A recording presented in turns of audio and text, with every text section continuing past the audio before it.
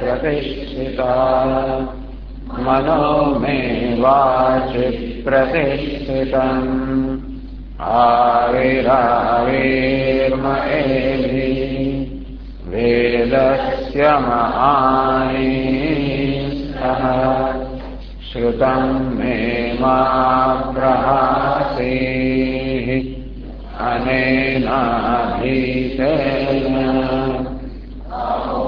रात्रान् संदधामि ऋतं वदिष्यामि सत्यं वदिष्यामि तन्मामवतु तद्वक्तारमवतु अवतु माम् वक्तारमवतु वक्तारम्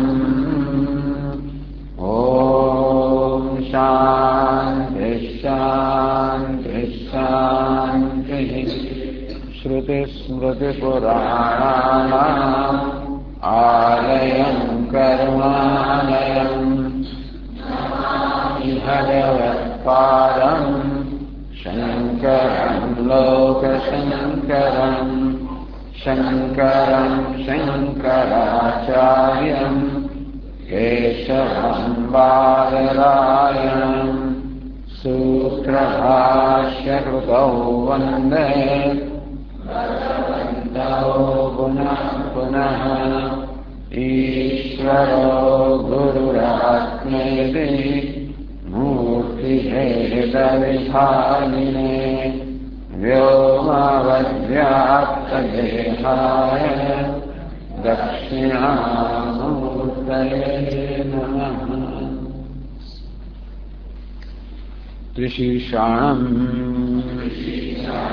द्वाष्ट्रम् अहनम् अरुन्मुखान्यपि सादावकेभ्यः प्रायच्छम् बह्वी सन्धा अतिक्रम्य दिवि प्रह्लादीयान् अतृणम् अहमन्तरिक्षे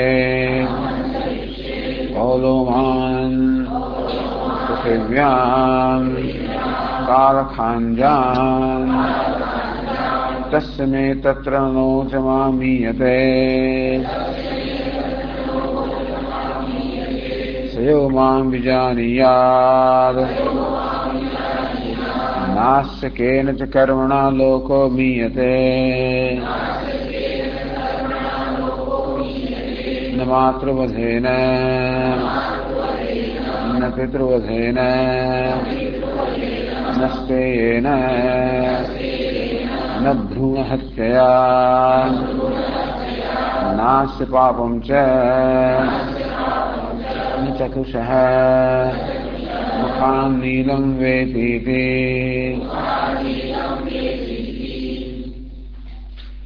આ બધા ઘોર કર્મ કરવા છતાં પણ મારો એક વાર પણ વાંકો થયો નથી અને તેથી જીવને વાસ્તવિક જાણે છે એનું પણ ક્યારે ન કર્મણા લોક નમીયતે એને પણ કોઈ પણ કર્મ કરવા છતાં કોઈ પ્રકારની હિંસા થતી નથી। માતૃવધ કરે, પિતૃવધ કરે, ચોરી કરે, ભ્રૂણ હત્યા કરે, કોઈ પ્રકારનો વાવ એને લાગતો નથી અને મુખ પરની જે તેજ છે પણ ક્યારેય વેલાય નથી પામતું। આ રીતે અર્થવાદ દ્વારા અજ્ઞાનની પ્રશંસા કરી અને અરુન્મુખાન્યતીન શાલાવકેભ્યઃ પ્રાયચ્છમ કેવા કેવા ઘોર કર્મ પોતે કર્યા છે। એક કર્મ એ હતું કે આ યતિઓનું જે મહાન ટોળું જે છે પણ જે લોકો વેદ વિરુદ્ધ છે એ લોકોને મેં શું હાલત કરી એ પ્રસંગ ચાલી રહ્યો છે। તો વિસ્તારથી વર્ણન થઈ રહ્યું છે કે યતિ કેવા હતા, કયા પ્રકારના અપરાધો કર્યા હતા અને એ ચર્ચાના પ્રસંગે બીજી ઘણી વસ્તુઓની ચર્ચા કરવામાં આવી। ક્રોધની ચર્ચા કરવામાં આવી, યતિઓ ક્રોધાયમાન થઈ ગયા, વૈરાગ્યના અભાવની ચર્ચા કરવામાં આવી કે કેવી રીતે આ ક્રોધ એ વૈરાગ્યના અભાવનું ચિહ્ન છે એટલા માટે ક્રોધ દુઃખજનક છે, વૈરાગ્ય સુખજનક છે. આ દુઃખજનક અને સુખજનક બંને સાથે ન હોઈ શકે. માટે દુઃખજનક કે ક્રોધ જ્યાં છે ત્યાં સુખજનક વૈરાગ્ય ન હોવો જોઈએ. તદુપરાંત ક્રોધ હંમેશા ઈચ્છાના વિઘાતમાંથી જન્મે છે. કામ હોય તો કામ જયારે પણ કોઈ રીતે રોકાઈ જાય, એની પૂર્તિ ન થાય, એની પૂર્તિમાં પ્રતિબંધ આવે ત્યારે એ કામ એ વાસ્તવમાં ક્રોધના રૂપમાં પરિણમતો હોય છે. આમ ક્રોધ એ કામનું પણ પ્રતિક એટલે કામનું ચિહ્ન છે. અને જ્યાં કામ કે રાગ હોય ત્યાં વૈરાગ્ય ન હોય.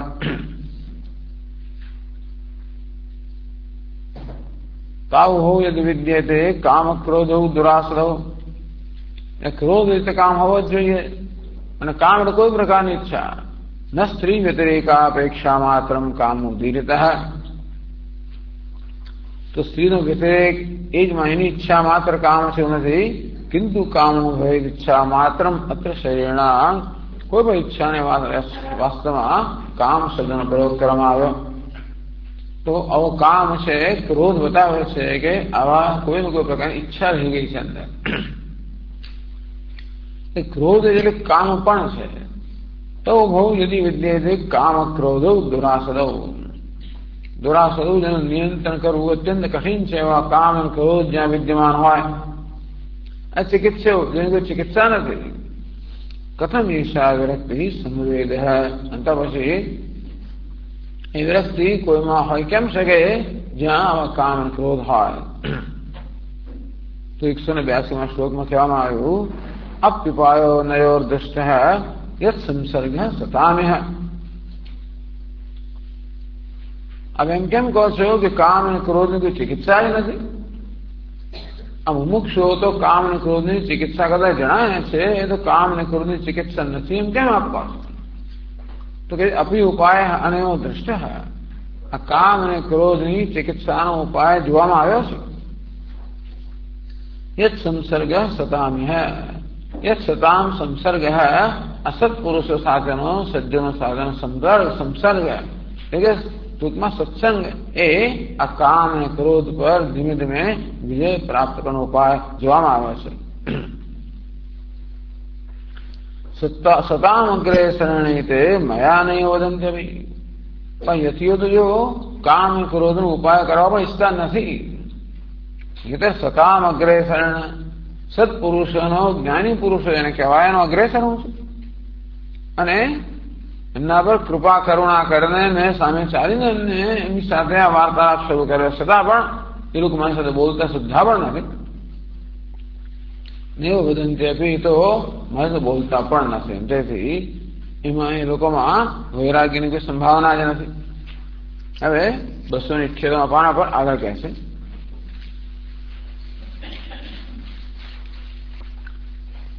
તત્સન્યાસ અયોગ્યતા નિર્ણય. આ યતિઓમાં સંન્યાસની અયોગ્યતા છે એનો નિર્ણય પર આવે છે ઇન્દ્ર.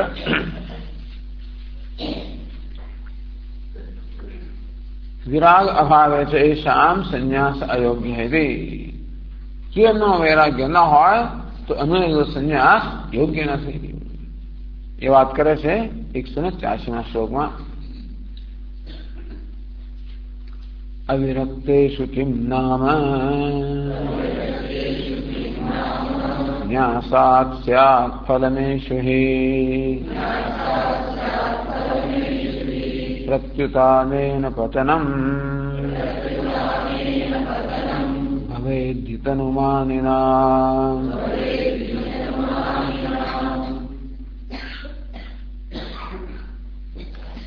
અવિરક્તેષુ એષુ સંન્યાસાત કેમ ફલમ. ન્યાસા એટલે સંન્યાસાત. તો જયારે આ લોકોમાં વૈરાગ્ય નથી તો પછી એમણે લીધેલા સંન્યાસનું શું ફળ, શું લાભ? ન કિમપી. ટૂંકમાં વૈરાગ્ય વગર લેવામાં આવેલા સંન્યાસનો કોઈ લાભ નથી. પ્રત્યુત અનેન પતનમ ભવે. પ્રત્યુત એના વિરુદ્ધમાં અનેન સંન્યાસેન તનુમાયનામ દેહિનામ પતનમ ભવેદિ. દેહાભિમાનનામ. તો વૈરાગ્ય નથી અર્થાત દેહનું તીવ્ર અભિમાન બતાવે છે. આવી રીતે દેહમાં અભિમાન ધરાવનાર અને વૈરાગ્ય વગરના જો કોઈ સંન્યાસ લે તો એનો લાભ તો નથી જ, પરંતુ એથી ઉલટું એથી વિરુદ્ધ માણસનું પતન થાય. અવિરિક્તાનામ સંન્યાસ ફલ અભાવ સ્ફુટે. તો સંન્યાસ છે અને વૈરાગ્ય ન હોય તો એનું ફળ નથી મળતું એ સ્પષ્ટ કરે છે ગુરુનીતિ. ગુરુનીતે ન ગચ્છન્તિ મૂર્ખા પંડિતમાનિનઃ સ્વયં ચ ન વિજાનન્તિ મમ સંન્યાસ સંભવમ.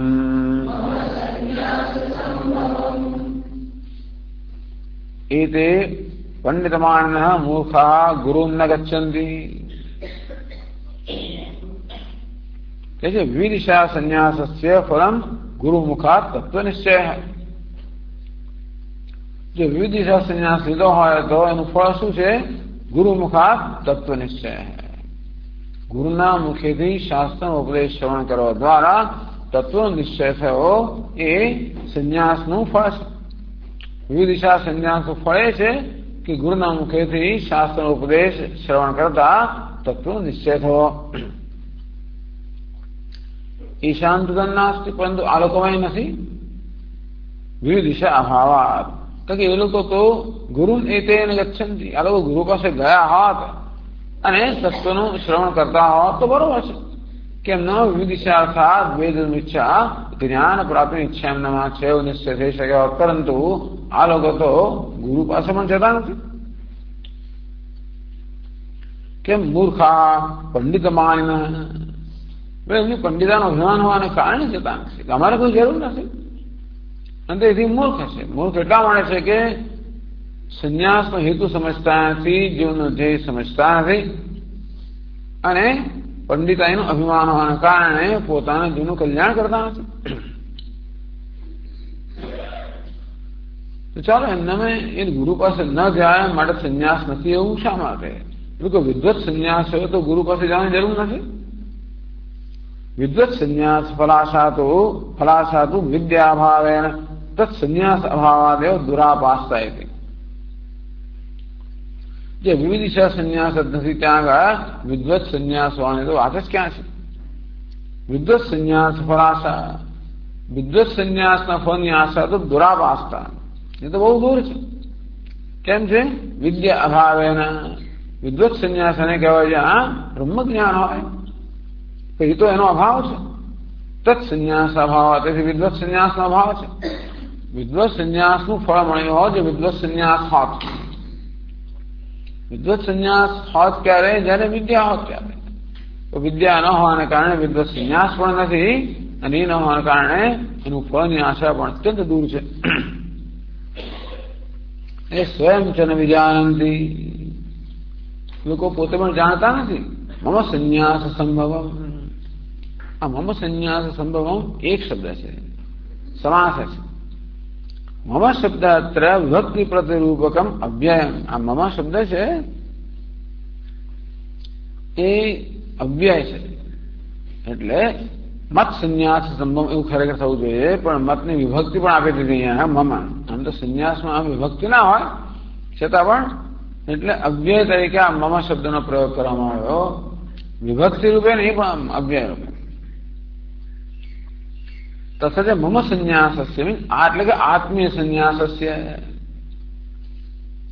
સંભવમ ઉપપત્તિ, કે અમારામાં ભાઈ સંન્યાસની ઉપપત્તિ, સંન્યાસની સંભાવના, સંન્યાસની યોગ્યતા છે કે નહીં? કે મસ્માસુ સંન્યાસ પદાર્થ ઉત્પન્ન નવા, અમે જે છીએ એમાં આ સંન્યાસ શબ્દ ઉપપત્તિ એટલે કે કારણ અથવા તો યુક્તિ. તો સંન્યાસ શબ્દનો અર્થ અમારામાં ઘટે છે કે નહીં? અમારો જે પ્રકારનો આચાર છે, વિચાર છે, આ બધું છે એની અંદર અમે સંન્યાસ શબ્દનો અર્થ ઘટાવીએ તો અર્થ ઘટે છે કે નહીં? કે મસ્માસુ સંન્યાસ પદાર્થ ઉપબંધો ન વા અમારામાં સંન્યાસ શબ્દનો અર્થ પદાર્થ શબ્દનો અર્થ યુક્ત છે કે નથી આ કારણ ન જાણંતી ન વિજાનંતી આ લોકો જાણતા નથી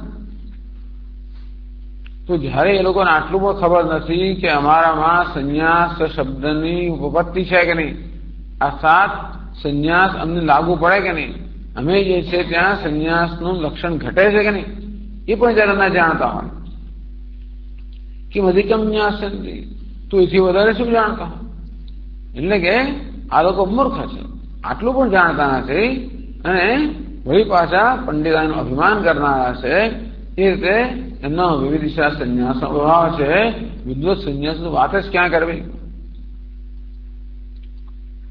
તો સંન્યાસ કેમ નથી એમના સંન્યાસ એટલે શું કોને સંન્યાસ કહેવાય જેનો ભાવ આપને એમનામાં દેખાય છે તત્ર વિદ્વત સંન્યાસ સમન્વિતમ સંન્યાસ પદાર્થ મુક્ત્વા અવિરક્તેષુ તેષુ તદ અભાવમાં તો સંન્યાસ શબ્દના બે અર્થ કરે છે વિદ્વત સંન્યાસી કોને કહેવાય જેને બ્રહ્મ જ્ઞાન છે કે બ્રહ્મ જ્ઞાન નિષ્ઠા ધરાવનાને આપણે વિદ્વત સંન્યાસી કહીએ એ વિદ્વત સંન્યાસ શબ્દ એટલા માટે પ્રયોગ કરવામાં આવ્યો કે શક્ય છે કે આશ્રમની દ્રષ્ટિએ કે વેશભૂષાની દ્રષ્ટિએ કે જીવન રીતિની દ્રષ્ટિએ પ્રચલિત અર્થમાં જે સંન્યાસ છે એવો સંન્યાસ તેમને ન પહોંચ પરંતુ એ સંન્યાસનું જે પરિણામ છે એ સંન્યાસનું જે પરિણામ છે અર્થાત જ્ઞાન પ્રાપ્તિ એમ ન હોય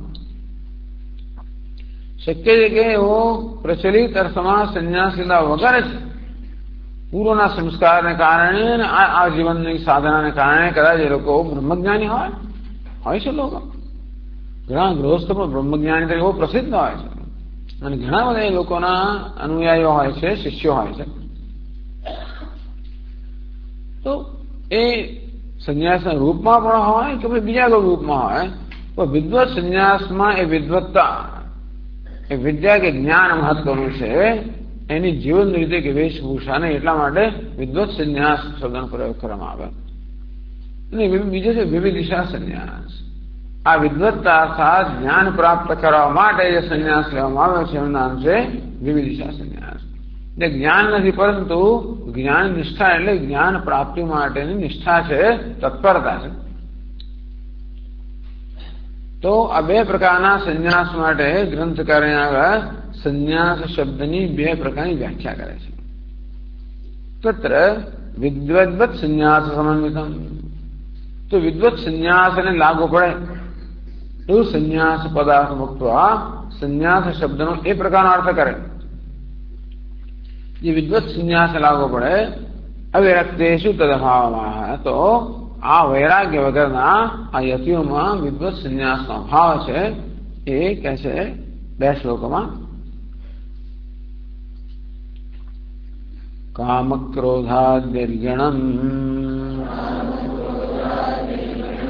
સમ્યક સંછિદ્ય સર્વદા સકારણમહં બ્રહ્મેતિ ઇત્થં વિજ્ઞાનહેતિના નિતરામાસનં સ્વસ્ય પુનરાવૃત્તિવર્જિતम् યદેતત્સૈ સંન્યાસઃ તર્હિ નૈતેષુ વિદ્યતે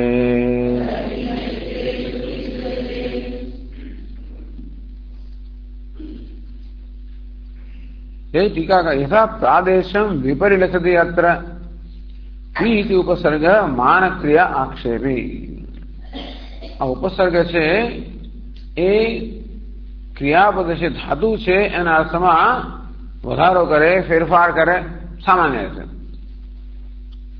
તો દ્રષ્ટાંત વિપરિલક્ષતિ પ્રાદેશમ વિપરિલક્ષતિ કોઈ દોરતું હોય આકૃતિ દોરતું હોય કોઈ સ્થળની અંદર તો વી પરિલક્ષતિ પણ ચાલે પણ વિપરિલક્ષતિ વી જે છે એ માન ક્રિયા આક્ષેપી એટલે એ બતાવે છે આટલા માપની અંદર આ વ્યક્તિ આગળ કરી રહી છે માપ છે ને એ बतावे છે अवि उपसर्ग।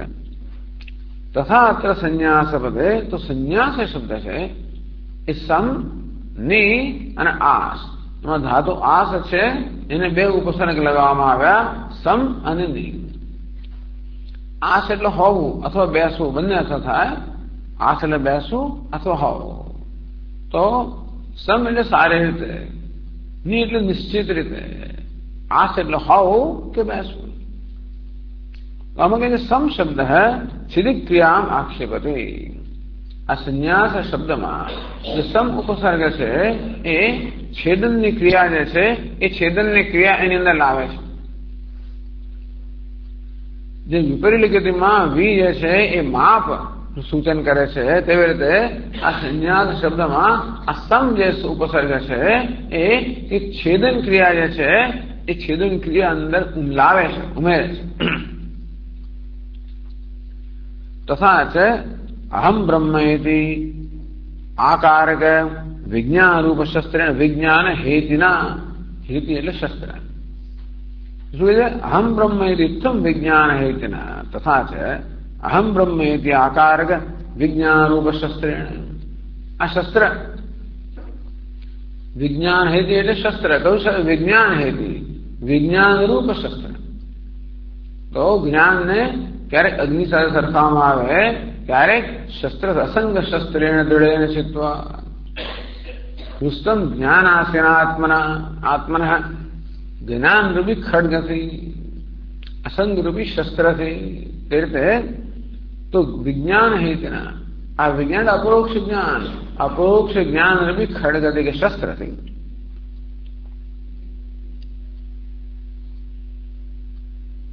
काम क्रोधादि अरिगणम सकारणम सम्यक संचिद्य। तो विज्ञान रूपी हूँ ब्रह्म छू ए प्रकार जो अपरोक्ष ज्ञान है ये विज्ञान रूपी जो खड्ग है के शस्त्र है। शू करे छे अरिगणम संचिद्य सम्यक संचिद्य। अरिगणम आ शत्रुओं जो समूह है, क्या शत्रु है? काम क्रोधादि अरिगणम। आ काम क्रोध वगैरह शत्रुओं जो समूह है એને सम्यक संचिद्य सारी रीते छेदीने। क्यों सारी रीते? सकारणम एमना कारण सहित। काम ने क्रोध ने आपणे तात्कालिक कदाच एनो आपणे छेदन करीए तो वही पाछा आवी जाय जो एमनुं कारण के मुंह न गयो होय तो।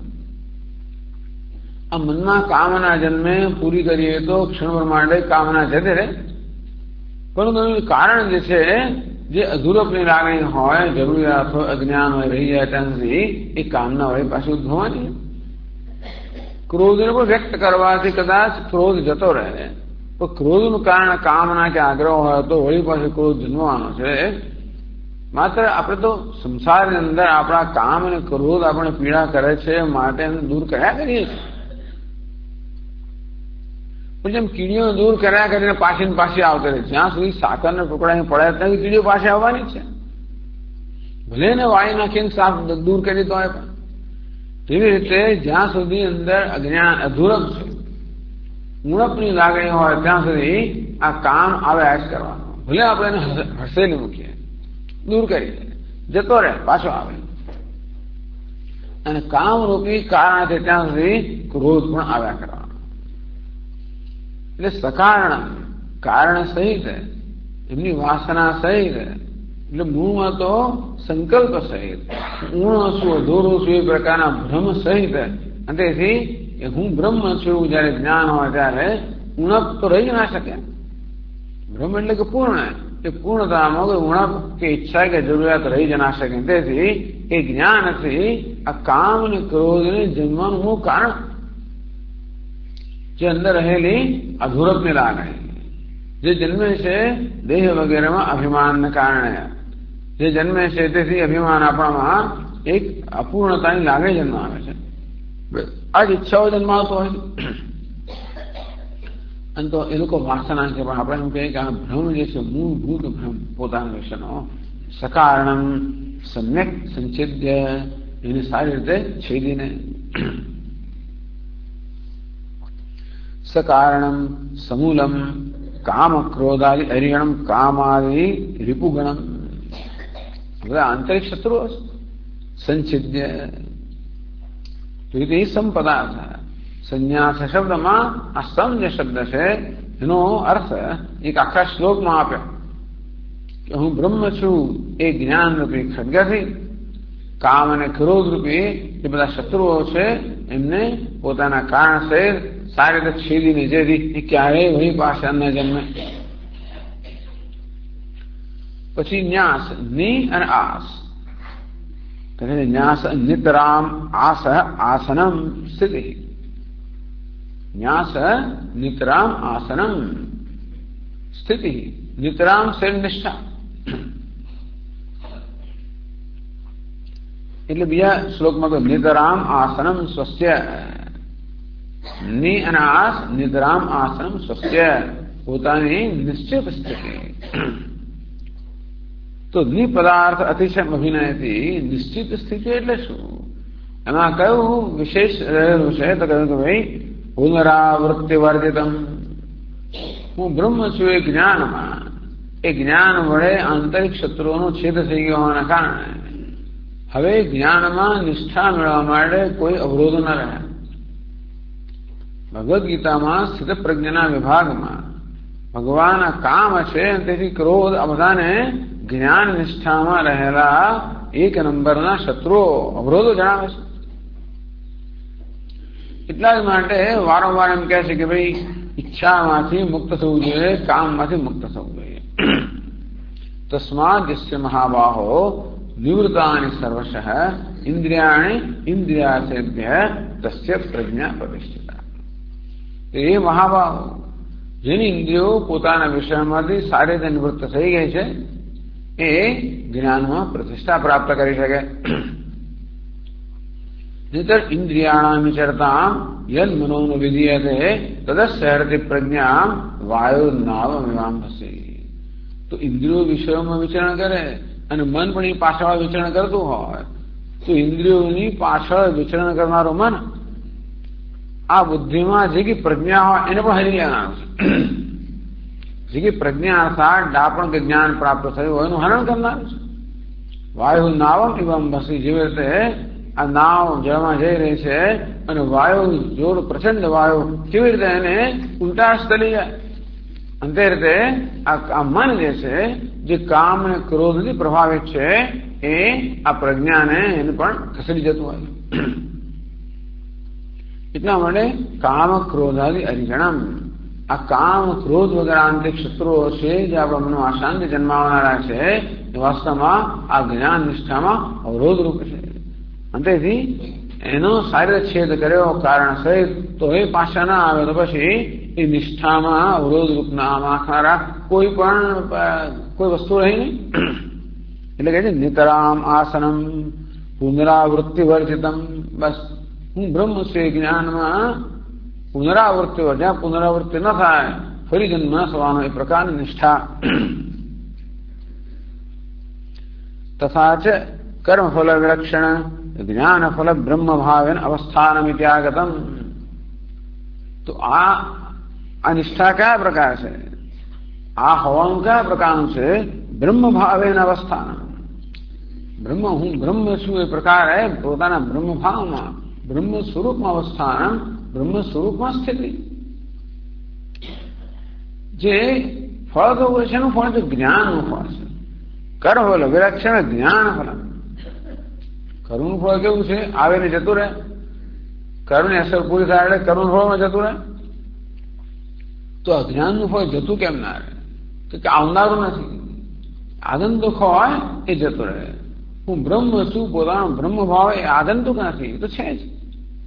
એ અજ્ઞાનને કારણે વાસ્તવમાં ઢંકાઈ ગયો હતો તો જ્ઞાનથી આવરણ દૂર થવાથી હતું એ વાસ્તવમાં રહે છે. એટલે કે હું બ્રહ્મ જે સ્વાભાવિક વસ્તુ છે એટલા માટે સ્થિતિ પ્રાપ્ત પ્રાપ્ત ન થાય. ક્યારે પણ કોઈ કૃત્રિમ અવસ્થામાં માણસ હંમેશ માટે રહી ના શકે. કેટલો વખત રહી શકે? બળજબરી કરીને આપણે ઇન્દ્રિયોને શરીરને મનને બધાને જકડી રાખીએ એ પ્રકારની અવસ્થામાં આપણે કેટલોક સમય રહી શકીએ. પરંતુ નિતરામ સ્થિતિ કોઈ પ્રકારના પ્રયત્ન વગરની સ્થિતિ ત્યારે શક્ય બને જ્યારે એ આપણો સ્વભાવ હોય.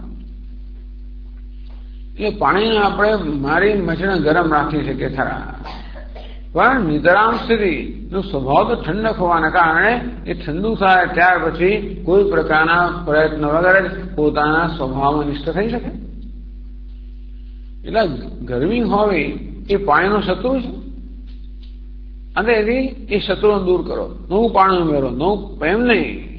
પાણીને ગરમ કરનાર અગ્નિ છે, અગ્નિને સમાવો જોઈએ સકારણ. તો કારણ સહિત જયારે એ દૂર કરીએ ત્યારે ફરી પાછો ના આવે. અંતો પછી પાણી પોતાના સ્વભાવમાં આ ઠંડકમાં નિષ્ઠા પ્રાપ્ત કરી શકે. પુનરાવૃત્તિ વર્જિતમ, વળી પાછું અંદરથી અગ્નિ હોય તો વળી પાછું ગરમી આવે, વળી પાછી ગરમી આવે. પરંતુ એ જયારે શમી ગયા હોય ત્યારે આ મનમાં હવે કોઈ પ્રકારના વિક્ષેપ કરનારા પરિબળો ના રહ્યા. તેથી નિતરામ સ્થિતિ. એટલે કે આ કર્મનું ફળ નથી, આ જ્ઞાનનું ફળ છે. કર્મનું ફળ શું છે? અપ્રાપ્તસ્ય પ્રાપ્તિ. જ્ઞાનનું ફળ છે પ્રાપ્તસ્ય પ્રાપ્તિ. અપ્રાપ્તની પ્રાપ્તિ તો વહી બધો અપ્રાપ્ત થઈ જાય. તો પ્રાપ્તની પ્રાપ્તિ એટલે હંમેશા પ્રાપ્ત જ રહે. તેથી કર્મફલ વિલક્ષણ જ્ઞાનફલ બ્રહ્મભાવેન અવસ્થાનમ ઇતિ. એટલે ન્યાસ નિતરામ આસ આસનમ, સારી રીતે અવસ્થા, પોતાના સ્વરૂપમાં અવસ્થા, બ્રહ્મભાવમાં અવસ્થા, એનું ન્યાસ એવો કરવામાં આવ્યો. એટલે સંન્યાસ શબ્દનો આ પ્રકાર કરવામાં આવ્યો કે હું બ્રહ્મ છું એ જ્ઞાન રૂપી ખડગત.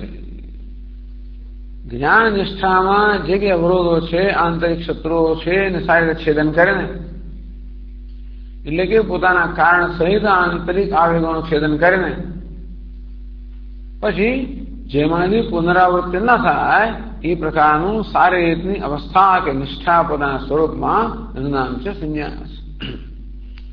સંન્યાસ એટલે જ્ઞાન નિષ્ઠા એવો અર્થ કરવામાં આવે. સહી સંન્યાસ, આ સંન્યાસ આવો અર્થ હોય. ઇન્દ્ર કહી રહ્યા છે કે સંન્યાસનો આ પ્રકારનો જ્ઞાન નિષ્ઠા એ પ્રકારનો અર્થ હોય. એને જ્ઞાન રૂપી ખડગે જેને બધા આંતરિક આવેગો શાંત કરી દીધા છે, ત્યાં સુધી કે એનું કારણ પણ ન હોવાના કારણે ક્યારે એનો ઉદ્ભવ જ ન થાય, એવો એમનો નાશ થઈ ગયો છે. એવું જો આપણે એવી જાતની જો એવો અર્થ સંન્યાસનો હોય તો સંન્યાસ સ્તરહી નહીં તેષુ વિદ્યતે. જરૂર આલો એ સંન્યાસ, કારણ કે આંતરિક શત્રુઓ છે. આ કામ ક્રોધ રૂપી શ્રીપુગણ છે, કારણ કે ક્રોધાયમાન થઈ જાય છે. એનો અર્થ એ થયો કે આ કામ ક્રોધ તો છે, એટલે કે વિપો દૂર થયા નથી, એટલે એમનું કારણ છે, એટલે કે વૈરાગ્યનો અભાવ છે, એટલે કે અવિદ્યા છે. અને તેથી વિદ્વત સંન્યાસનું લક્ષણ તો એમનામાં ઘટતું નથી. યદિ એતદ ઉક્ત વિધમ આસનમ સંન્યાસ, હમણાં જે કહેવામાં આવે પ્રકારનો આસન અર્થાત એ પ્રકારની નિષ્ઠાને સંન્યાસ કહેવામાં આવે. તરી એતેષુ અવિદ્વત્સુ અવિરક્તેષુ છે. તો પછી આ જ્ઞાની વળી પાછા વૈરાગ્યનો અભાવ ધરાવનારા સન વિદ્યતે એ પ્રકારનો સંન્યાસ જરૂર આ લોકોમાં તો નથી.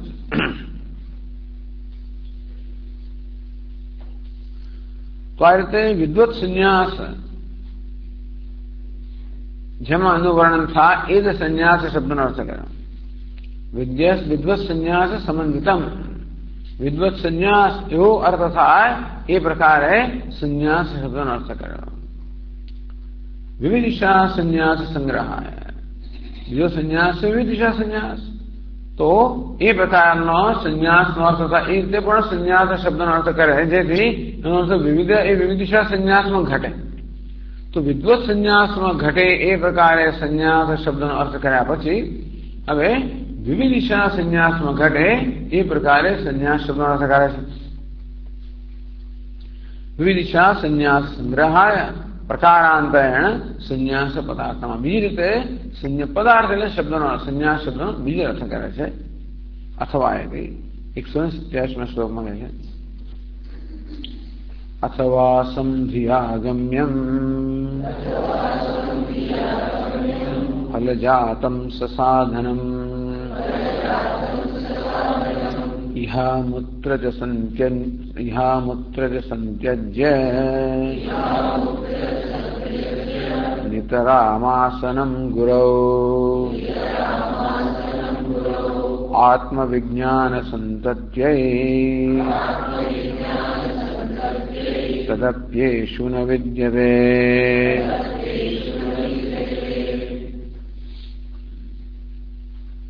अथवा चालो संन्यास आવો અર્થ કરો,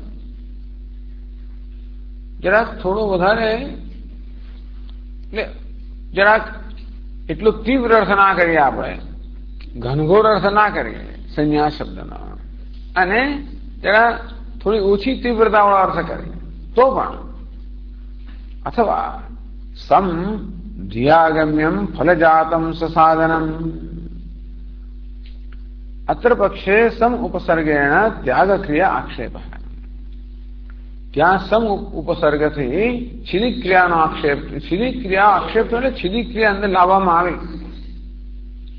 તો આ સંન્યાસનો આ બીજા અર્થમાં સમ શબ્દથી ત્યાગ, ત્યાગ નામની ક્રિયા જે છે એ ક્રિયાનો સમાવેશ થાય છે. તથા છે સમ ઇત્યસ્ય કો અર્થ હૈ, તો સંન્યાસ શબ્દમાં આ સમ જે ઉપસર્ગ છે એનો શું અર્થ થવો જોઈએ? તો ગમ્યમ ફલજાતમ સસાધનમ યહામુત્તર સંત્યજ્ય. આટલું ગમ્યમ ક્રિયાલભ્યમ સસાધનમ ફલજાતમ, તો કર્મથી પ્રાપ્ત થનારું જે બધા ફળોનો સમૂહ છે,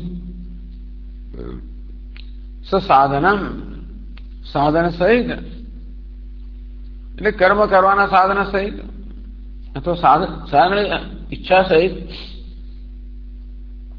ફલજાતમ ઇહામુત્ર ચ વર્તમાનમ, આ લોકમાં અને પરલોકમાં કર્મ કરવાના પરિણામે જે ફળ આપણે પ્રાપ્ત થાય, જે સુખ કે ભોગ પ્રાપ્ત થાય. ધિયા સંત્યજ્ય, બુદ્ધિથી અર્થાત વિવેક બુદ્ધિથી એ બધાનો સારી રીતે ત્યાગ કરીને, તત વિરજ્ય ન્યાસ નિતરામ આસન. સમ કોઈ ક્રિયા બતાવે છે, પેલામાં ત્યાં છેદની ક્રિયા બતાવી, અહીંયા ત્યાગની ક્રિયા બતાવી કે ધ્યા અર્થાત વિવેક બુદ્ધિથી આ લોક અને પરલોકમાં કર્મના પરિણામે પ્રાપ્ત થનારા જે કઈ ફળ છે એનો આ વિવેકથી સારી રીતે ત્યાગ કરીને જેની પ્રક્રિયા વર્ણવવામાં આવી એમાં દોષ દર્શનથી આ લોક અને પરલોકમાં પ્રાપ્ત થતા સુખ જેવું ભોગ છે એ શરીરના સ્તરે હોય, ઇન્દ્રિયોના સ્તરે હોય, મનના સ્તરે હોય, બુદ્ધિના સ્તરે હોય, અહંકારના સ્તરે હોય, અનેક બધા ભોગ છે. આ બધામાં દોષ દર્શન કે કેવી રીતે આ બધા ભોગ વાસ્તવમાં ક્ષીણ થનારા છે એ છે ત્યારે પણ એ ક્યારેય પૂરતા નથી હોતા. અર્થાત હંમેશા આપણા મનમાં કોઈ કોઈ પ્રકારના અસંતોષની લાગણી સાથે આપણે અનુભવતા હોય, ગમે તેની શ્રેષ્ઠ વસ્તુ પ્રાપ્ત થાય તો કશીક તો અંદર ફરિયાદ રહેતી હોય છે, કંઈક અસંતોષ રહેતો હોય છે. આટલું વાર કહ્યું તોય કઈ ડોળો મારતો જ નથી, સંતોષ થતો જ નથી, આમ થતું ગમે તે કહે તોય કશાનો કકડાટ તો રહે છે. કકડાટ કરવો સ્વભાવ છે ઘણી વાર, છન છન છન પ્રયાસ કરતું હોય એટલે એવું છે, મને જ એવું છે, ગમે તે ન કરો એવું મનનો સ્વભાવ જ છે. એવાને કારણે આ લોકમાં ને પરલોકમાં ગમે તે વસ્તુ પ્રાપ્ત થાય, સારામાં સારી વસ્તુ પ્રાપ્ત થાય તો પણ આ મન જ એવું છે કે કશી ને કશી અંદર કશોનો દોષ તો જોવાનું, કોઈ પ્રકાર અસંતોષ તો સેવવાનો નહીં. સારામાં સારા સુખના ઉપભોગ દરમિયાન પણ કશોક અસંતોષની માત્રા રહેતી હોય છે. જે સુખ આવેલું છે ચાલી જવાનું છે અને આપણે હતા ત્યાં રહી જવાના છે. એટલું જ નહીં પણ એ સુખ પોતાના સંસ્કાર છોડીને જવાનું છે, માટે ફરી એ પ્રકારના સુખની ઈચ્છા ઉત્પન્ન કરવાનું છે. એ ઈચ્છાની પૂર્તિમાં જે વિરોધ આવે એને પ્રત્યે ક્રોધ ઉત્પન્ન કરવાનો છે. આમ રાગ દ્વેષ જન્માવી નવા કર્મ કરાવવાનું છે. આમ કર્મ હોય જન્માવે નવો જન્મ લેવડાવનાર, આ બધી જાતના દોષ રહેલા છે. વિવેકના દુઃખમય યોગ શાસ્ત્રનું કહ્યું કે તેથી વિવેકી મનુષ્ય માટે જેને સામાન્ય રીતે સુખ કહેવામાં આવે છે એ વિવેકી પુરુષ માટે દુઃખ જ છે. આ પ્રકારે ધ્યા એટલે માત્ર એટલે આ વસ્તુ મનને દેખાડવી, મને વારંવાર દેખાડ કરે તો મનને આસક્તિનો, રાગનો, ઈચ્છાનો સ્વભાવ થઈ ગયો છે. વિચાર કર્યા વગર જ માંગે છે. એ મન માંગે છે, એમાં કોઈ વિચાર નથી હોતો. માત્ર ભૂતકાળનો અનુભવ છે કે આનાથી મને સુખ મળ્યું, આનાથી સુખ મળ્યું. એ સુખ મળશે ત્યારે મને જોયું નથી કે આ સુખ છે કે દુઃખ છે. એટલે વિવેક બુદ્ધિથી વારંવાર મનને આ બધા કહેવાતા સુખમાં રહેલા દોષનું દર્શન કરાવતા કરાવતા સસાધન આ લોકોને પરલોકના કોઈ પ્રકારના ભોગ માટે ઈચ્છા જ ના રહે. એનું કારણ એટલા માટે છે કે જેટલી ઈચ્છા રહી ગઈ છે એ અંદર પછી પીડવાની છે આપણને. નિતરામ આસનમ ગુરુ પાસે જઈને આત્મવિજ્ઞાન સંતત્ય, આત્મવિજ્ઞાન સંતતિ મનમાં ચાલુ રહે એ પ્રકારે ગુરુ પાસે જઈને બેસવું. એની અંદર આત્મવિજ્ઞાન સંતતિમાં અનાત્મ વિજ્ઞાન જે છે એટલે અનાત્માની કામના છે એ અવરોધરૂપ થવાની છે. ગમ્યમ ક્રિયાલભ્યમ સસાધનમ ફલજાતમ ઇહામૂત્ર ચ વર્તમાનમ આ લોકમાં ને પરલોકમાં જે બની શકે જ્યાં સંત્યજ્ય તતો વિરજ્ય. તેથી વિરજ્ય વિષય ગ્રાહતા આ બધા વિષયના સમૂહમાંથી વૈરાગ્ય પ્રાપ્ત કરનાર. ન્યાસ એટલે સમ એટલે સંત્યજ્ય, ન્યાસ નિતરામ આસન, સારી રીતે રહેવાનું. કુત્ર ક્યાં આગળ? ગુરુ સમીપે. ગુરવ એટલે ગુરુ સમીપે, ગુરુની સમીપમાં સારી રીતે રહેવું. શેના માટે? આત્મવિજ્ઞાન સંતત્ય, આત્મવિજ્ઞાન છે સંતત્ય, આત્મવિજ્ઞાનનું સાતત્ય જળવાઈ રહે એમાં. શ્રવણ મનન નિધિધ્યાસન દ્વારા સતત આત્મનું અનુસંધાન થાય. એટલે આ રીતે સંન્યાસ લઈને ગુરુના ચરણે બેસવાનું પ્રયોજન છે, જેથી બીજા કોઈ પ્રકારનું રોકાણ ન હોવાથી મન હવે આ આત્મવિજ્ઞાની સંતતિ માટે એટલે કે શાસ્ત્રના શ્રવણ મનન વગેરે માટેનું સતત એને માટે રોકાયેલું હોય, એમાં સમર્પિત હોય, એનું જ અનુસંધાન ચાલતું હોય.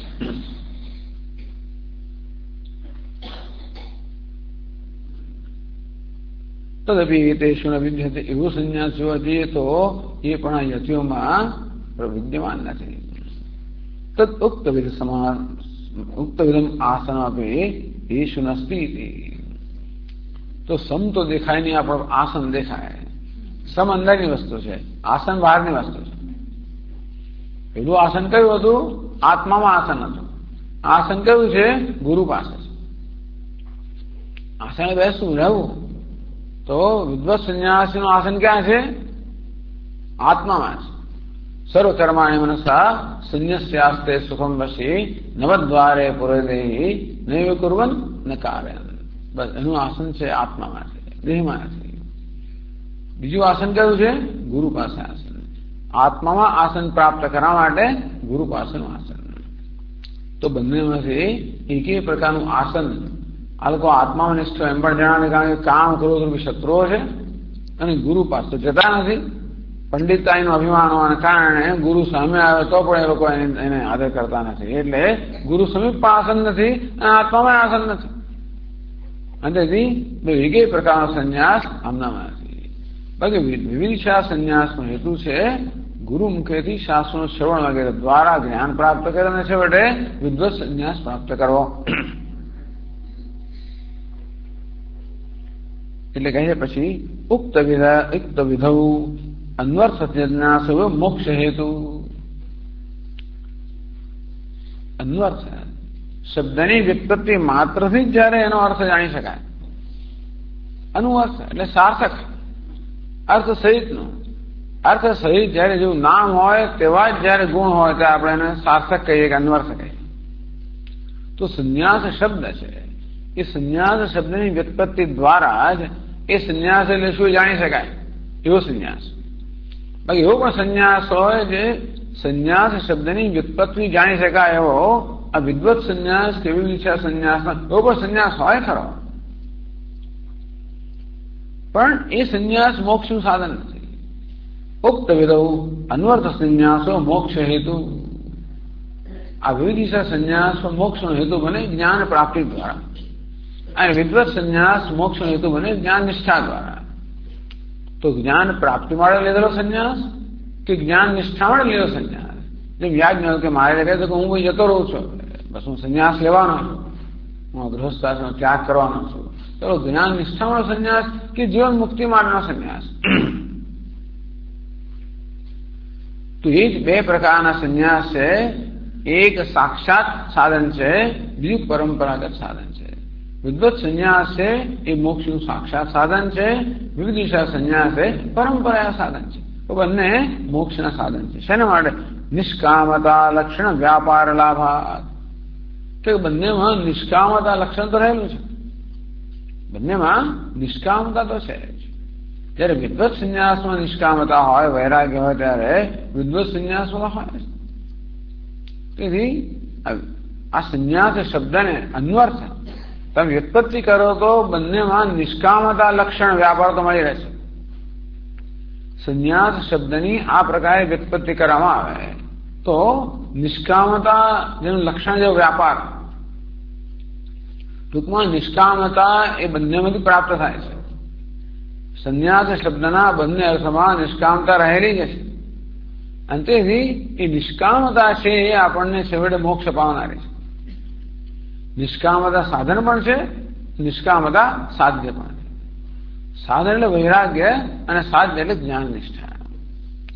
એટલે કહ્યું ને બૃહદારણ્ય કવાન કઠોપનિષદ યદા સર્વે પ્રમુચ્યંતે કામા યસ્ય હૃદિશ્રિતાઃ અસમર્ત્યો મૃતો ભવતિ અત્ર બ્રહ્મ સમશ્નુતે. યદા સર્વે પ્રમુચ્યંતે કામા યે અસ્ય હૃદિસ્થિતાઃ.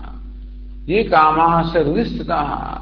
આના હૃદયમાં રહેલી બધી જ કામનાઓ પ્રમુચ્યંતે સારી રીતે જયારે જતી છૂટી જાય છે. અસમર્ત્ય અમૃતો ભવતિ. ત્યારે જે પોતાને મર્ત્ય માનતો હતો એ હવે પોતાને અમર જાણે છે. અત્ર બ્રહ્મ સમસ્મૃતે. અહીં જે બ્રહ્મ પ્રાપ્ત કરેલા બ્રહ્મ નિષ્ઠા પ્રાપ્ત કરે છે. એટલે એ મંત્રની અંદર પણ મોક્ષનું મુખ્ય લક્ષણ બતાવવામાં આવ્યું કામનામાંથી નિવૃત્ત.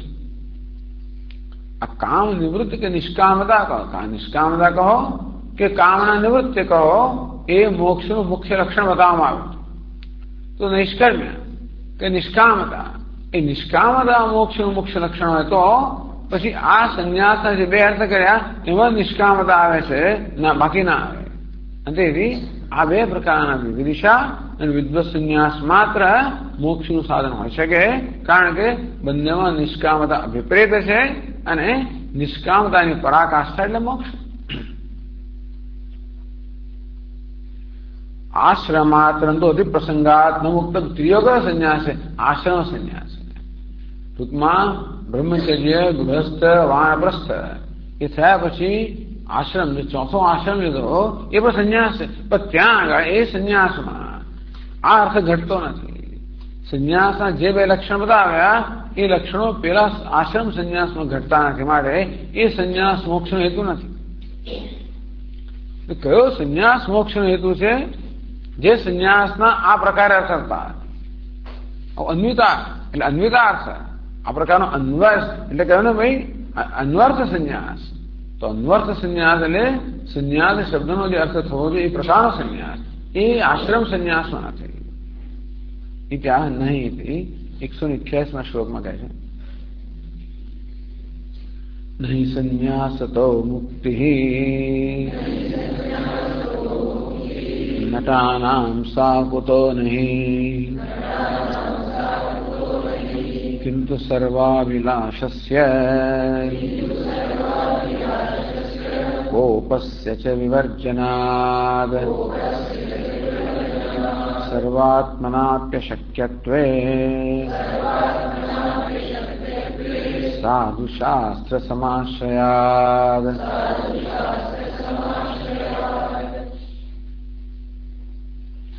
નહીં સંન્યાસ તો મુક્તિ, માત્ર સંન્યાસ લેવાથી મુક્તિ પ્રાપ્ત ના થાય. એટલે સંન્યાસ એટલે એ પ્રકારનો વેશ ધારણ કરવો, શિખા સૂત્રનો ત્યાગ કરવો, દંડ ધારણ કરવો, કાષાય વસ્ત્ર ધારણ કરવા, આ પ્રકારે જે સંન્યાસ છે એ માત્ર એટલે કે માત્ર વેશના સ્તરે કે માત્ર આચારના સ્તરે સંન્યાસ છે એ મોક્ષનું, એ પણ એ ખોટો નથી, મોક્ષનું સાધન ના. જે તો જટિલો મુંડી લુંચિત કેશ કાષાયામ્ર બહુકૃત વેશ વગેરે એ કહે નટાનામ સાકુતો નહીં, જો સંન્યાસ માત્રથી જ મોક્ષ મળી જતો હોય તો નટ લોકો નાટકાદો યતિવેશ ધારણામ, નાટકની અંદર જે લોકો યત્નો વેશ ધારણ કરે એ પણ સંન્યાસ કહેવાય ને. કારણ કે જો વેશભૂષા અને વગેરેથી જો સંન્યાસ એવો થતો હોય તો એમ ન હોય છે. યાત્રિક એક સિનેમા હતો ને, કયો સિનેમા? ગાઈડ સિનેમા હતો. માણસ બધો એમાં એ સંન્યાસી બની ગયો, કોઈ ભાગી ગયો હશે ખરેખર તો ભાગવા માટે, છતાં પણ વેશ ધારણ કરી લેતો. એને વેશ સદૈવ ખરો જો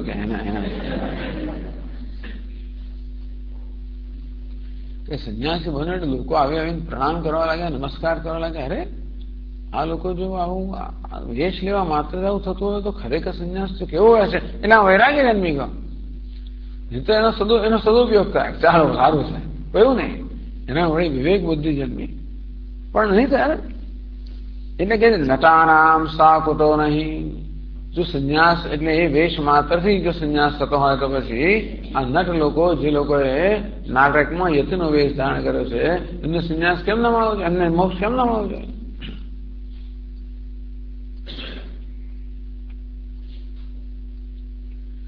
કિંતુ સર્વાભિલાષસ્ય કોપસ્ય ચ વિવર્જનાત, પરંતુ બધી જ અભિલાષાઓ એટલે કે કામ અને ક્રોધના વિવર્જનથી એમને દૂર કરવાથી, એમનાથી મુક્ત થવાથી જ મોક્ષ પ્રાપ્ત થાય, એ સિવાય પ્રાપ્ત ન થાય.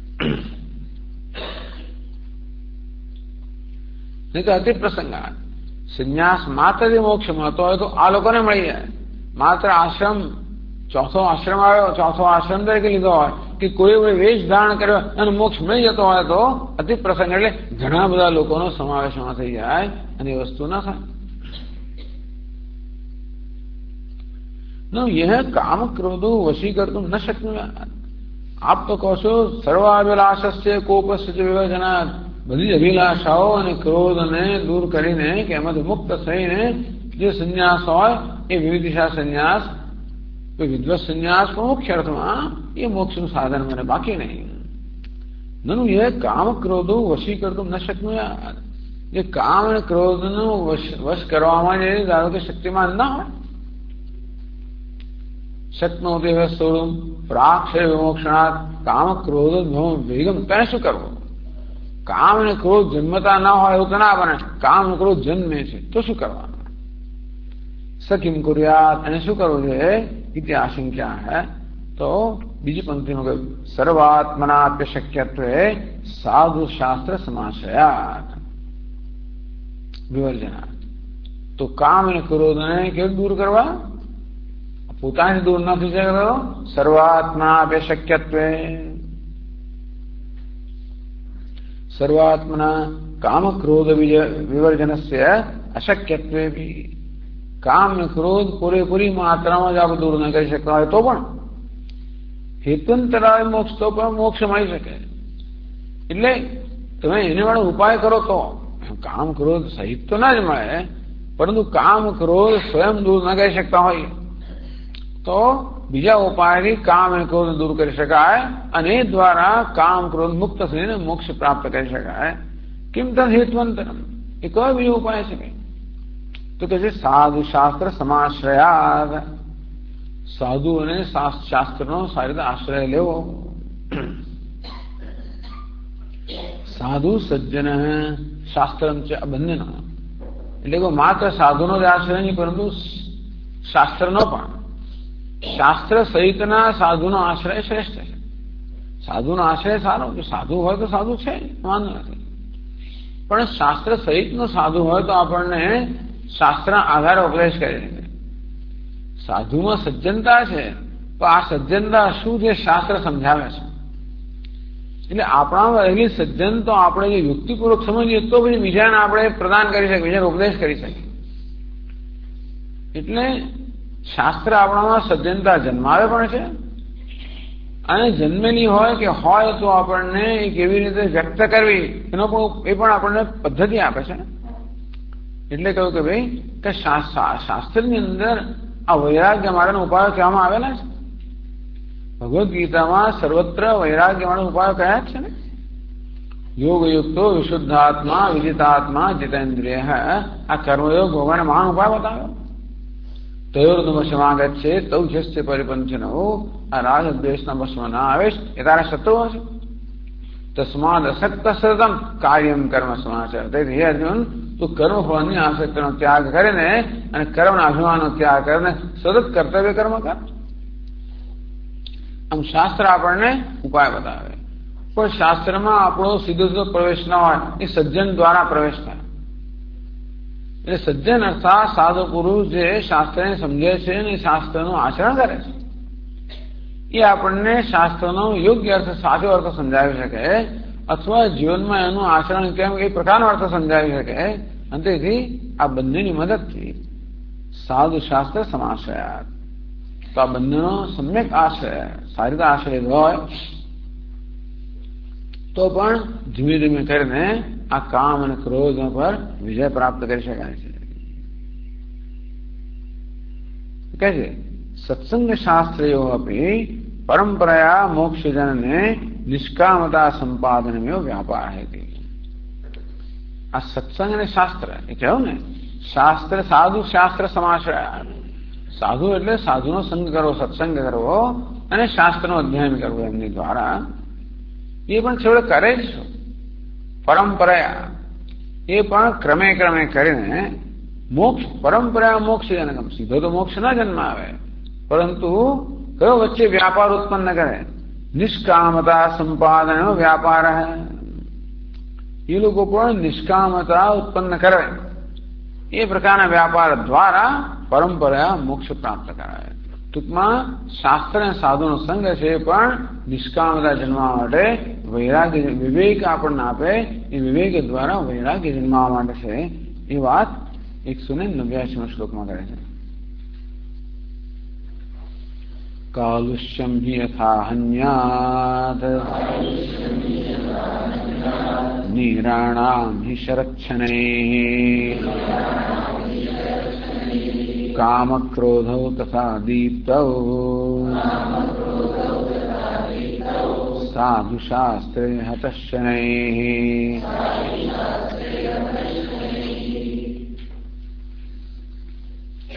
આમાં કરતા કર્તૃ શરત, યથા શરત શનૈઃ નિરાણામ કાલુષ્યમ હન્યાત. જેવી રીતે યથા શરદ ઋતુ, આ શરદ ઋતુ સ્વભાવ છે કે શરદ ઋતુમાં બધા જ જળ રાશિ છે એ સ્વચ્છ બની જાય. અત્યારે આપણે ઋષિકેશ છે તો ગંગાનો પ્રવાહ જો સ્વચ્છ પાણી. ચોમાસામાં બહુ કાલુષ્ય હોય, ચોમાસામાં ઘણો કાદવ કિચડ અને કચરો હોય, કારણ કે પાણી બધે જાત જાતનું ખેંચી લાવે. પણ શરદ ઋતુ આવે એટલે પ્રવાહ થોડો ધીમો પડે, બધો કચરો છે બધો સાફ થઈ જાય અને પાણી એકદમ સ્વચ્છ થઈ જાય. એમ કહે શરદ ઋતુ છે એ બધું કાલુષ્ય કે મલિનતા છે એ દૂર કરે છે. યથા શરદ ઋતુ નિરાણામ કાલુષ્યમ માલિન્યમ હન્યાદ. એ શરદ ઋતુને યશ આપવામાં આવે. શરદ ઋતુમાં બધી વસ્તુઓ સ્વચ્છ હોય. શરદનો ચંદ્રમા પણ સ્વચ્છ હોય, આકાશ પણ સ્વચ્છ હોય. ચંદ્રમા એટલા સૌથી વધારે પ્રકાશમાન હોય શરદ ઋતુમાં, એટલે ત્યાં રાસ ક્રીડા વગેરે થાય એ વખતે, કારણ કે તે વખતે આકાશ સ્વચ્છ હોય અને બધે પણ સ્વચ્છતા હોય. આ શરદ ઋતુ જળને સ્વચ્છ બનાવે એટલા માટે શ્રેષ્ઠ સમય કહેવાય. જળને સ્વચ્છ બનાવે, વાતાવરણને, આકાશ, ત્યાં તે વખતે વાદળો ન મળે, આકાશમાં સ્વચ્છ હોય, વાતાવરણ સ્વચ્છ હોય, જળ સ્વચ્છ હોય, તે ચંદ્રમાં પોતાના પૂર્ણ પ્રકાશમાં પ્રકાશમાન હોય. તેથી યથા શરદ ઋતુ નિરાણામ કાલુષ્યમ માલિન્યમ હન્યાત. જેવી શરદ ઋતુ આ જળનું કલુષતા એટલે મલિનતા જે છે એ દૂર કરે છે. શનૈ ધીમે ધીમે કરે, તરત ના કરે. નિરાણામ કાલુષ્યમ શનૈ હન્યાત. જળનું જે મલિનતા છે, કાળાપણું છે, મલિનતા છે, કચરો છે, એ ધીમે ધીમે ધીમે સરસ કેમ દૂર કરી દે છે. તથા તેવી રીતે સાધુ શાસ્ત્ર એ અહીંયા કર્તૃ છે તો દ્વિવચનમાં છે. પ્રથમા દ્વિવચન સાધુ શાસ્ત્ર હત નિવર્તયત. સત્સંગ શાસ્ત્રમાં શું કરે છે? કામ ક્રોધો તથા દીપ્ત. એ પાછી એ દ્વિતીય વિભક્તિનું દ્વિવચન છે. પેલું કર્તૃ વિભક્તિ અકર્મા બે તો બંને સરખા કામ ક્રોધો સાધુ શાસ્ત્ર, પણ છતાં એક એ પ્રથમાનું દ્વિવચન છે, બીજું દ્વિતીયાનું દ્વિતીય કર્મ. કામ ક્રોધો તથા દીપ્તો બી કામ ક્રોધો, એટલે પ્રદીપ્ત થયેલા કામ ક્રોધો તો પણ સાધુ શાસ્ત્રે શનૈ હતા.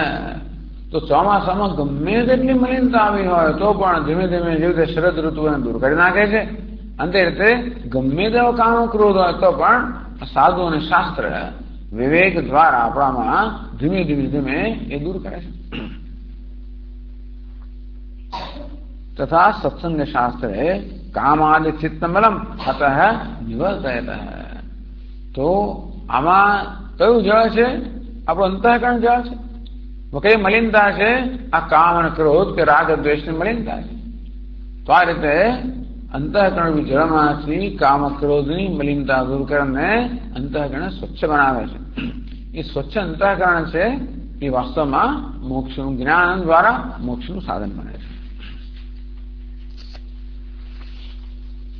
એ નિષ્કામતા તો જોઈએ છે કે અનુભવ દે છે. નિષ્કામતા વગર તો એટલે વૈરાગ્ય વગર કોઈ તો મોક્ષ સંભવિત નથી. કદાચ જ્ઞાન થઈ પણ ગયો તો પણ વૈરાગ્યના અભાવને કારણે જે રાગ દ્વેષ છે એ જ્ઞાનને ઠરવા ના દે, ઠરીને રહેવા ના દે, વારંવાર આવે એનો ઉપદ્રવ કરે. એટલે આમ તો આ કામ ક્રોધો જ્ઞાનની સંભાવના જ ઓછી છે, પણ કદાચ પૂર્વના સંસ્કારને કારણે થઈ પણ ગયો તો પણ એ જ્ઞાનને ઠરવા ના દે, સ્થિર ના થવા દે. તેથી આ બધા ઉપાયો સૌથી પહેલું પગથિયું છે વિવેક દ્વારા વૈરાગ્ય.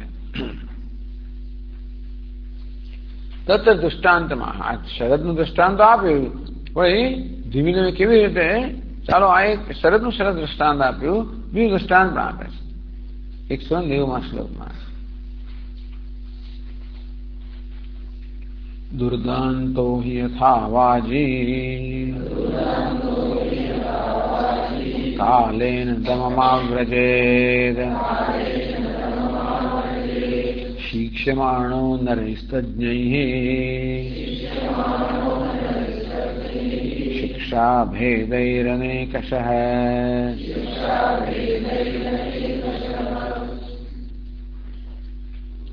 યથા હિ દુર્દાંતો વાજી, વાજી એટલે ઘોડો, દુર્દાંત એટલે સ્વચ્છંદ, દુર્ગતમ હીનમ દાંતમ દમનમ યસ્ય સ, જે કોઈ રીતે કાબુમાં નથી, સૌ રીતે કાબુની બહાર, આવો જે ઘોડો હોય. દુષ્ટ અહીંથી આવે, દુષ્ટ ઘોડો એટલે ઘોડો બીજા દુષ્ટ ના આવે, પણ દુષ્ટ આપણા માટે દુષ્ટ. આપણે ઈચ્છે ઘોડો આપણા કાબુમાં હોવો જોઈએ, ના હોય એટલે દુષ્ટ. દુષ્ટ એટલે જે આપણા કયામાં ના રહે, આપણે આમ જવાનું પેલી બાજુ જાય એવું ઘોડો, એને જે ફાવે કરતો, ઘાસ વેર જતો ગમે તેટલું કરતો ચાબુક વાબુકથી માને નહીં, કશાય ના માને, એને દુષ્ટ કહેવામાં આવે. નહીં તો ચાબુકથી માની જાય તો ચાલો કંઈક થોડોક પણ કાબુમાં લાવ્યા હોય. દુર્દાંત એટલે સામાન્ય રીતે આપણી પાસે એને નિયંત્રણમાં લાવવા માટે સાધનો છે, એ કોઈ રીતે નિયંત્રણમાં રહે છે નહીં, એવું ઘોડો એટલે એને દુર્દાંત. તાદૃશ વાજી અશ્વ, આવો પ્રકારનો ઘોડો હોય તો પણ તજ્ઞૈ નરૈ શિક્ષમાણ, ગમે તેને શિક્ષણ આપે તો ના થાય. તજ્ઞૈ નરૈ શિક્ષમાણ, તજ્ઞૈ શિક્ષા વિરિજ્ઞૈ, આવા ઘોડાને કેમ કેળવવો એનું જ્ઞાન ધરાવનાર જ હોય. આ બધા પ્રાણીઓ કોઈ પણ વિષયમાં આવું જ છે ને, પ્રાણીઓ પણ અમુક બિલાડી હોય, કૂતરું હોય, ગમે તે હોય, તમારી સામે ભસતું હોય, પણ અમુક લોકો તરત જ એને પોતાનો મિત્ર બનાવી, તરત જ ભલા ને આમ કેવી રીતે એની સાથે વ્યવહાર કરવો, કઈ રીતે એને પોતાની લાગણી પહોંચાડવી, એને કોઈ કૂતરું તો બિચારું છેવટે તો બધા લાગણીમાં તો આવી જ જનારા છે, ગમે તે હોય લાગણી વસ્તુ થનાર જ છે. એ પણ જો લાગણી જો આની અંદર તરત વશ થઈ જાય, પછી પૂંછડી પટપડા મારે, જે આમ વસ્તુ હોય એ પૂંછડી પટપડા મારે. એ તજ્ઞ આ વિષયનું જ્ઞાન ધરાવનાર ઘોડો પણ છે તો છેવડે પ્રાણી જ છે ને, આત્મા એમાં જીવ તો છે જ, એમાં પણ એટલે બંને વસ્તુ હોય, એને પ્રલોભન પણ આપે, એને પ્રેમ પણ કરે અને એને સજા પણ કરે, બધી રીતે. આ કેળવણીમાં નિગ્રહ અનુગ્રહ બંને રહેલા છે. સજામાં કરે પેલો કે કૂતરાને ન માનતો એક જોઈ તમાશો, તમારે મારી દેખતા લગાવે તડાક કરતો, જો કૂતરું ના માને તો તમાશો લગાવવાનો રહે. એમને જે પ્રકારે કહેવામાં આપણે એવી રીતે કૂતરું જાણે કે આપણે મર્યાદા છે. આથી એટલે તોફાન કરવું કે બાળક તોફાન કરતું હોય એની મર્યાદા ના રાખે એક ચોડી દે એવી રીતે, નહીં તો મુશ્કેલી કરે ને. દુર્દાન આખો દાડો રસ્તામાં ભાગી જાય, આમ કરે, ઉપર તો કૂદવા માંગે, જાત જાતનું કરે. બાળક છે ને સીધું ગયેલું ચડી જાય, ધડ ધડ ભાગે, સીધું ચડી જાય. તમે જો જરા જ બેઠા ને ચડી ગયું ઉપર અને પછી બીજી વસ્તુ કૂદવા જ માંડે, તો એવું સ્વભાવ છે. અમુક ઉંમરે બાળકની હોય છે, આવું કરે છે, સીધું દોડી જાય, રસ્તા પર જ ભાગી જાય અને પછી આવું કરે છે. અંતે વખતે એટલે ક્યારેક એને પ્રેમથી પટાવવાનું હોય, ક્યારેક એને જરા ધમકી આપવાની હોય, ક્યારેક સજા પણ કરવાની હોય, ક્યારેક ચોકલેટ પણ જાત જાતનું કરવાનું હોય. એટલે કયા વખતે શું કરવું એનું જ્ઞાન ન હોય તો બાળકને બગાડી મૂકી આપે, એવું થાય. એને સજા કરો તો ચોકલેટ આપે, ચોકલેટ સજા જાત જાતનું લોકો બિચારા ઘણા લોકો તજ્ઞ નથી હોતા. મા બાપમાં એક બાળકને ઉછેરવું તો બહુ મોટી બહુ કળા છે ને એ બહુ ઘણું જ્ઞાન માંગી લે છે, એવું તો હોતું નથી ને. અને સામે બાળક જન્મે ત્યારે તો માંડ બાપ બંને યુવાન છે, એટલે એમને કઈ એવી બહુ ઝાઝી સમજ નથી હોતી. અને એવી કોઈ જાતની કેળવણી આપણે ત્યાં યુવાને કારણે પોતાની સૂઝ પ્રમાણે કરે. કેટલાક લોકો સારી સૂઝ હોય તો બાળકો સારી રીતે ઉછેરે છે, ઘણા લોકોમાં નથી હોતી, મોટા ભાગના લોકો ન હોય, તેથી બાળકો જેમ ઉછરી જાય. એ ઉછેરતા જો ડેમેજ ના થાય એટલે એમનો પરમાનન્ટ ડેમેજ, હંમેશ માટેનું જો કોઈ પ્રકારની એમનામાં ક્ષતિ ના રહી જાય સારું છે. ચાલો, મોટા ભાગના રહી જતી હોય છે, તેથી બધું મોટા ભાગના ડેમેજ એટલે દરેક ત્યાં ઉછેરે એટલે કશા ને કશા મુખ્ય પ્રશ્નો સાથે જ ઉછેરતા હોય છે. જીવનમાં જે બધા પ્રશ્નો હોય છે એમાં જો તો ભૂતકાળના કર્મ અને બધું સંસ્કાર કારણભૂત છે, આ બધું પણ દખલવું જોઈએ. એવું હોવાને કારણે એ બહુ આપણે આખી જિંદગી સુધી નડતા હોય છે આ બધી વસ્તુઓ, આખી જિંદગી નડે છે આપણને. પણ એટલે ટેકાનો વાત એ છે કે કોઈ પણ પ્રાણીને કેળવવા માટે એનો તજ્ઞ જોઈએ. જેમાં પેલા સર્કસમાં કેવા સિંહ હોય અને બધા હાથી બધા લોકો કેવાય લોકો કાબુમાં લઈ લેતા હોય છે. એની કુશળતા જોઈએ, એનું જ્ઞાન જોઈએ. તો તજ્ઞ નરૈ શિક્ષમાણ, એવો ગમે તેવો સ્વચ્છંદ કે દુષ્ટ કે ન કેળવાયેલો એવો જંગલી ઘોડો હોય ધારો કે, તો પણ તજ્ઞ નરૈ શિક્ષમાણ, એનું જ્ઞાન ધરાવનારા જે મનુષ્ય છે એનાથી જયારે શિક્ષણ આપવામાં આવે, શિક્ષા વિશેષ શિક્ષમાણ, વિશેષ પ્રકારની શિક્ષણ વિશેષ પ્રકારની કેળવણી આપવાની હોય.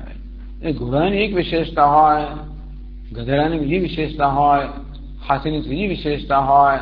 દરેક પ્રાણીની વિશેષતા હોય, દરેક પ્રાણીનો સ્વભાવ માણસની જુદી વિશેષતા હોય. આ દરેક પ્રાણીનો પોતાનો સ્વભાવ હોય. એ પ્રાણીની વિશેષતા જાણનાર હોય એ બરોબર પછી એને બરોબર કેળવી શકે. એ કોઈને રસ હાથમાં આવે પછી એને કેળવી શકાય. તો તે રીતે વિશિક્ષા વિશે શિક્ષમાણ, એવું ગમે તેવો સ્વચ્છંદ ઘોડો હોય કે બેકાબુ ઘોડો હોય તે પણ વિશેષ પ્રકારની શિક્ષાથી જયારે એને શિક્ષણ આપવામાં આવે ત્યારે દમમ આવૃજેદ દોષરહિત્યમ પ્રાપ્નુયાદ.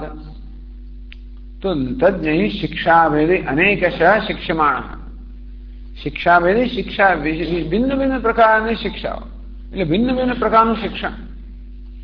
આ લોકો અમેરિકામાં કૂતરું તમે ખરીદો ને પછી એને ઓબિડિયન્ટ સ્કૂલમાં મોકલે. કઈ સ્કૂલ? Obedient school. કૂતરાને ઓબિડિયન્ટ એટલે કે એને કયાગૃહ બનાવવા માટે. કૂતરું તો કયાગૃહ હોય જ ને બિચારું આવે ત્યાં, તો એને કયાગૃહ કેમ બનાવો? એને વડે ખાસ એને પેલી શાળા મોકલવામાં આવે, રોજ લઈ જવું પડે ને કેટલા અઠવાડિયા સુધી શિક્ષણ આપવામાં આવે. ત્યારે ધીમે ધીમે એ કૂતરું ઘરમાં રહેવા ટેવા, તમે એને ઘરમાં રાખવામાં આવે, એ બિચારું બહાર રહેવા ટેવા નહીં. એને કઈ ખોટું નથી, એ રહેતું ત્યાં રહેતું તો એને કઈ વાંધો નથી, એને કોઈ શિક્ષણની જરૂર નથી, એ જાણે છે શું કરવું. પણ તમે એને આ ઘરમાં રાખવામાં આવે એટલે એને આપણે કહીએ કે આ શિક્ષણ નથી. ઘોડાને શું તકલીફ છે? એ જંગલમાં રહેતો કઈ તકલીફ નથી, એ કઈ સ્વચ્છંદ નથી. આપણે એનું નિયંત્રણ કરવા માંગે, આપણે એને સ્વચ્છંદ કહીએ છીએ, આપણે કહીએ એની પાસે કરવા માંગે છે. આપણી ગાડીને આપણને આપણી ગાડી છે એને એને ખેંચવી જોઈએ, આપણું કામ કરવું જોઈએ, એટલા માટે એને આપણે દુષ્ટ કહીએ છીએ. તેમ કૂતરાને પણ ઓબીડિયન્ટ નથી. આ માનતું શાનું માનતું એટલે એ તો બીજા સ્વભાવ પણ વર્તે છે. પણ આપણે ઘરમાં રાખો એટલે શું થાય? એટલે પછી એને બહાર લઈ જવું પડે. એની બધી ટેવો પાડવી પડે, ટોયલેટ ને ફલાણા ઢીકણે જાત જાતનું કરવું પડે છે. સ્વામી જો અમારો આ પડોશી કેવો છે, ગમે બરફ પડતો હોય કે વરસાદ પડતો હોય 5 વાગે નીકળી જ પડે ફરવા માટે. હું ખરેખર આ કૂતરાને હું કૂતરું એને ફરવા લઈ જાય છે એ નથી નીકળતો. નીકળવું જ પડે. ક્યાં જાઓ તમે? ઘરમાં બગાડે. ટૂંકમાં એવું છે ને, જલાઈ જવું પડે, સવાર સાંજ લઈ જવું પડે. તો જો કૂતરાના માલિકો તો ફરવા જાય છે, ભલું ભલું હોય જવું જ પડે. ના જાય તો શું થાય? એ તો કૂતરું ઉઠાડે ને, રીતસર ઉઠાડે.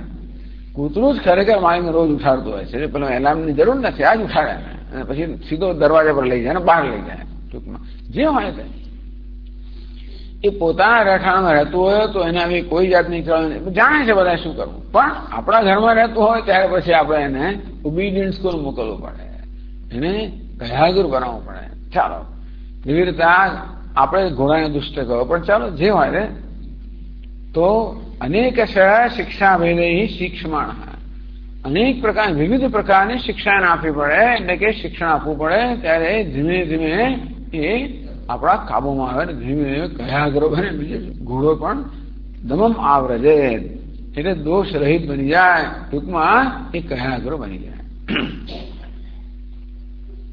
તેવી રીતે 191 શ્લોકમાં દાષ્ટાંત લે છે. દુર્દાંતમ મન એવં હિ કામ ક્રોધ વશમ ગતમ ગુરુશાસ્ત્રે શિક્ષ્યમાણમ દાંતમ ભવતિ કાલતઃ.